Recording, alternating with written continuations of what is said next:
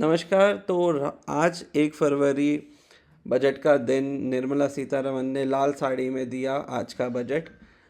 1 फरवरी अगर वैसे बोला जाए कि इन्होंने फिक्स कर रखा है, बट नहीं था ये एक शुभ समय बजट देने का फाइनेंशियल मैटर्स का।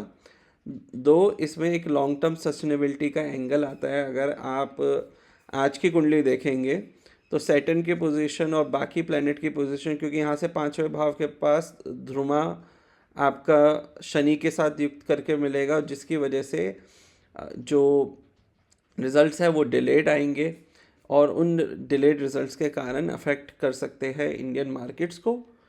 तो वही जानते हैं कि कैसे रहेगा बजट। अगर हम बजट की बात करें, बहुत लॉन्ग टर्म सस्टेनेबिलिटी की बात करें, या कोई ज़्यादातर मार्केट में यही है कि कुछ खास नहीं है, कुछ खास नहीं है। देखिए, हर टाइम बजट जो है बहुत एक्साइटिंग हो ये ज़रूरी नहीं है। अगर इंडियन गवर्नमेंट की बात करें तो इस बार का बजट पे जो फोकस करा गया है वो ये चीज़ों पे नहीं है कि हम लोगों को क्या दें, बट कंट्री को एक सेल्फ सस्टेनिंग स्वदेशी कैसे बनाया जाए उसके ऊपर है। कैपेक्स का जो हमारा ग्रोथ मॉडल था वो इंफ्रास्ट्रक्चर पे है। डिफेंस के ऊपर बजट इंक्रीज़ करा है 15%, जो बहुत लोगों के लिए डिसअपॉइंटिंग था, क्योंकि डिफेंस बजट पिछले कुछ समय के हिसाब से देखा जाए तो बहुत सारे लोग उस पर ज़्यादा फोकस कर रहे थे। पर क्योंकि भारत पॉलिसी जो है हमेशा से ना लेफ़्ट ना राइट उस वाले कंडीशन की रही है, तो उसको देखते हुए सरकार ने बूस्ट इन इकोनॉमी एक्सपोर्ट्स को फोकस करा है, ताकि हमारा सेल्फ रिलायंस इंक्रीज हो, एसेट क्रिएशन पे काम करा है और कंजम्पशन ड्रिवन इकोनॉमी को हमने रिप्लेस करके मैन्युफैक्चरिंग बेस्ड इकोनॉमी पे बात करी है। तो इंफ्रास्ट्रक्चर एंड कैपेक्स पे पुश रहा, मेक इन इंडिया पे पुश रहा, डिफेंस पे पुश रहा, एनर्जी सिक्योरिटीज़ पे पुश रहा, और फिजिकल डिसिप्लिन पे वो रहा। इंडिया में फ्रीबीज जो सो कॉल्ड फ्रीबीज होते हैं उस पे लेस फोकस रहा, सस्टेन पब्लिक फाइनेंशियल मैनेजमेंट पे रहा बजट में। सेक्टर्स जो बेटर परफॉर्म कर सकते हैं based on budget analysis: infrastructure and capital, manufacturing, defence, power, cement industry. इसके अलावा अगर थोड़ा सा देखा जाए तो कहीं ना कहीं ये आपके रेलवेज, रेलवे नेटवर्क्स, इन पे भी एक खास फोकस रहा है।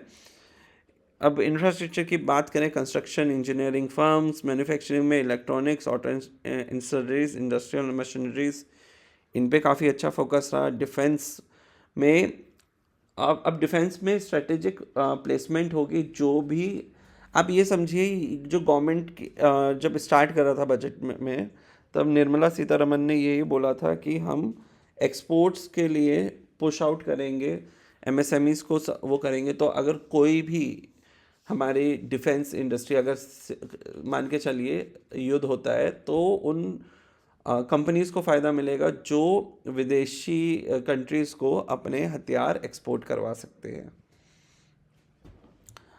तो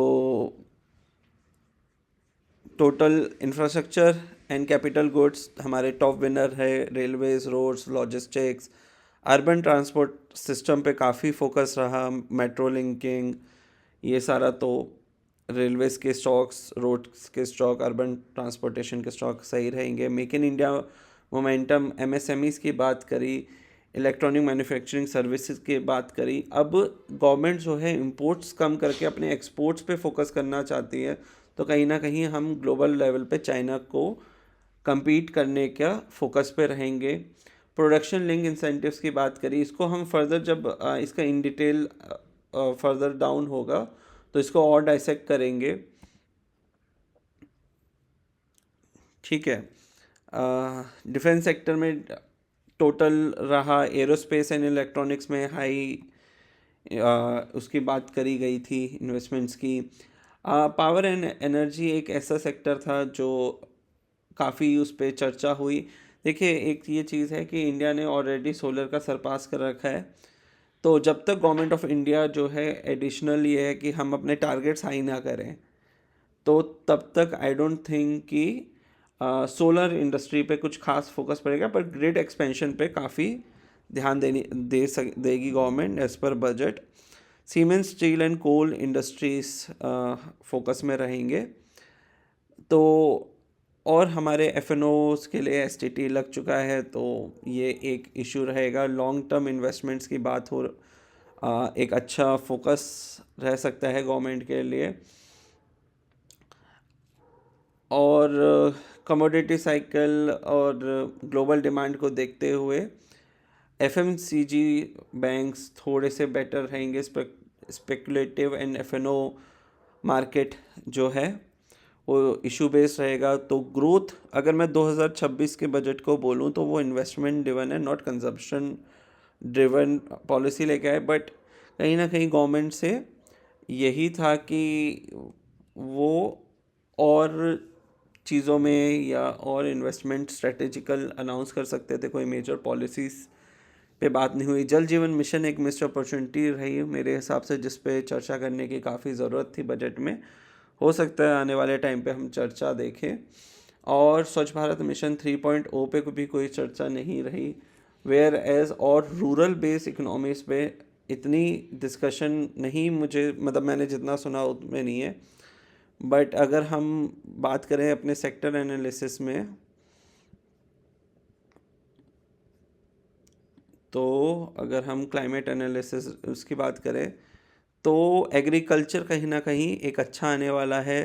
ये देखिए, ये लास्ट ईयर ही मल्टीपल एनालिसिस से आ गया था कि क्या क्या इम्पैक्ट रहेंगे। ओके, एग्रीकल्चर, एफएमसीजी, ऑटोमोबाइल, ये ऑलरेडी एस्ट्रोनिवेश के सॉफ्टवेयर ने बोल रखा था 2026 का ये थीमेटिक रोल आउट होगा। ठीक है, की प्रेडिक्शंस भी लिखे हुए हैं, आप सब्सक्रिप्शन से ये ले सकते हैं। इंडिकेटर के लिए आप अगेन एस्ट्रोनिवेश पे जा सकते हैं। यहाँ पे जाकर आप सब्सक्रिप्शन पे जाके आप चूज़ कर सकते हैं। इसमें आपको एस्ट्रोनिवेश का प्लस ट्रेडिंग व्यू दोनों का सब्सक्रिप्शन आपको मिल जाएगा। तो वीडियो अच्छा लगा हो लाइक शेयर सब्सक्राइब करें, देखते रहे एस्ट्रोनिवेश। धन्यवाद।